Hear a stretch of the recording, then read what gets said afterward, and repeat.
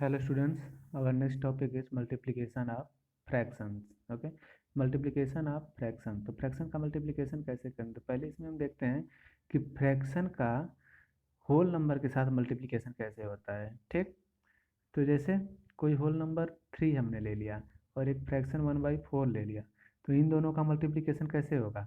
तो whole number का numerator में मल्टीप्लाई हो जाएगा, होल नंबर का न्यूमरेटर में मल्टीप्लाई हो जाएगा। तो जैसे 3 × 1 = 3 हो जाएगा और 3/4, ये नीचे का जो डिनोमिनेटर है ये भी उसी का डिनोमिनेटर बन जाएगा, तो 3/4 हो जाएगा।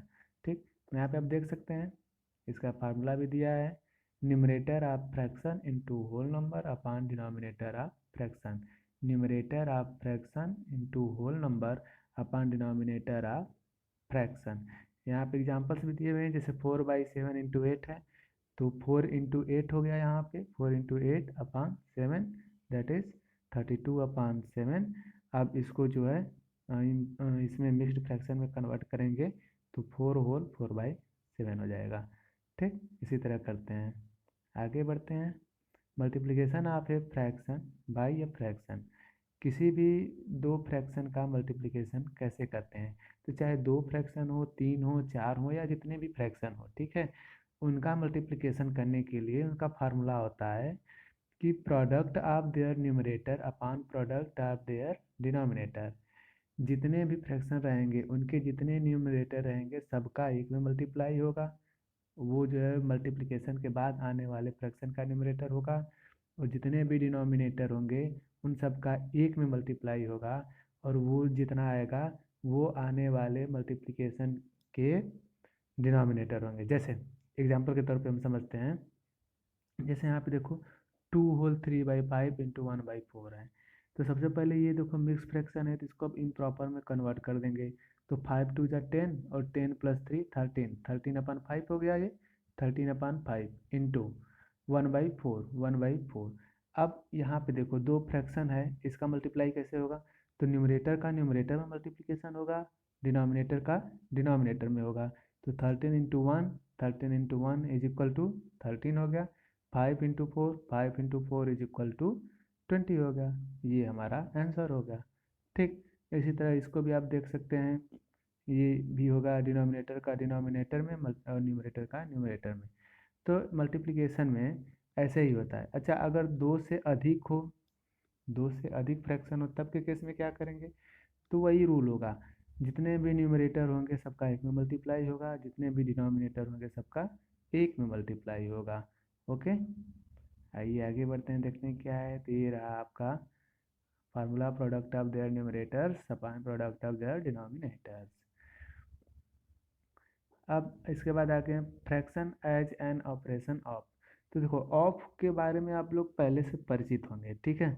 ऑफ क्या होता है कि जहाँ पर भी अगर ऑफ आ गया इसका मतलब मल्टीप्लिकेशन हो गया। ठीक, तो जैसे 1/2 ऑफ 3/7, 1/2 ऑफ 3/7 दैट मीन्स 1/2 × 3/7। जहाँ भी ऑफ रहेगा वहाँ पे ऑफ को हटा करके क्या कर देंगे?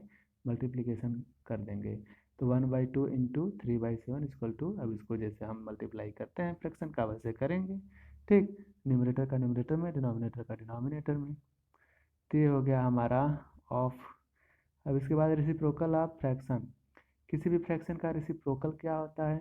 तो जैसे 2/3 है, एज एग्जाम्पल हमने ले लिया 2/3 है, ठीक है ना, तो इसका रेसिप्रोकल हो जाएगा 3/2। कैसे? रेसिप्रोकल का मतलब उल्टा इसको कर देंगे, जैसे इसका जो न्यूमरेटर है इसको डिनोमिनेटर में कर देंगे और इसका जो डिनोमिनेटर इसको न्यूमरेटर में कर देंगे। तो देखो यहाँ पे 2 न्यूमरेटर है तो यहाँ पे 2 क्या हो गया? डिनोमिनेटर हो गया। यहाँ पे 3 डिनोमिनेटर है तो यहाँ पे 3 क्या हो गया? डिनोमिनेटर हो गया। ठीक, यही करना है। तो हम यहाँ पे देख रहे हैं कि जो किसी भी फ्रैक्शन का रेसिप्रोकल है वो एक दूसरे का ठीक उल्टा हो रहा है। तो अगर हम इनका मल्टीप्लिकेशन करेंगे, ठीक है ना, अगर इनका मल्टीप्लिकेशन करेंगे तो हमारा क्या आएगा? जैसे 2/3 × 3/2 हम करेंगे तो क्या आएगा? 1 आएगा, 1 आएगा। अगर यहीं पे 3/1 है कोई हमारा फ्रैक्शन, तो इसका रेसिप्रोकल क्या होगा? तो 1/3 हो जाएगा। अब इसको मल्टीप्लाई करेंगे तो कितना आएगा? 1 आएगा। That means if the product of two fraction is 1, अगर किसी भी दो फ्रैक्शन का जो मल्टीप्लिकेशन है, प्रोडक्ट है, वो 1 है, then either of them is called the reciprocal और multiplicative inverse of the other. अगर किसी भी दो फ्रैक्शन का मल्टीप्लिकेशन 1 आ रहा है तो उनमें से किसी एक को दूसरे का रेसिप्रोकल कहेंगे या मल्टीप्लिकेटिव इनवर्स भी कहेंगे। दोनों एक ही होता है, या तो रेसिप्रोकल को या मल्टीप्लिकेटिव इनवर्स, ठीक है। तो अगर दो फ्रैक्शन का मल्टीप्लिकेशन 1 आ रहा है तो उनमें से दोनों जो फ्रैक्शन है वो एक दूसरे का रेसिप्रोकल है। या तो रेसिप्रोकल आप कह सकते हैं या तो मल्टीप्लिकेटिव इनवर्स कह सकते हैं, ठीक। अच्छा, इसकी प्रॉपर्टीज़ क्या होती है रेसिप्रोकल्स का? तो देखो, पहला तो ये कि reciprocal of zero does not exist, कि जीरो का जो रेसिप्रोकल होता ही नहीं है, मल्टीप्लिकेटिव इनवर्स होता ही नहीं है, ठीक है ना। क्यों नहीं होता है?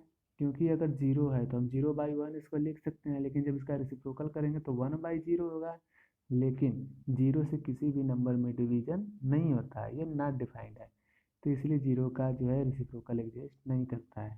द रेसिप्रोकल ऑफ 1 इज 1, 1 का जो रेसिप्रोकल होता है वो 1 ही होता है, ये इसकी प्रॉपर्टी है, ठीक।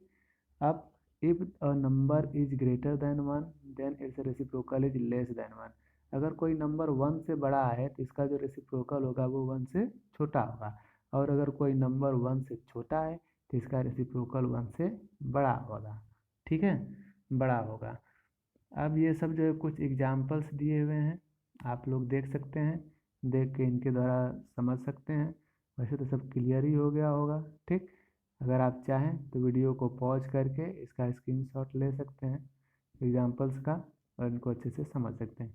ठीक है, फिर मिलते हैं नेक्स्ट वीडियो क्लास में।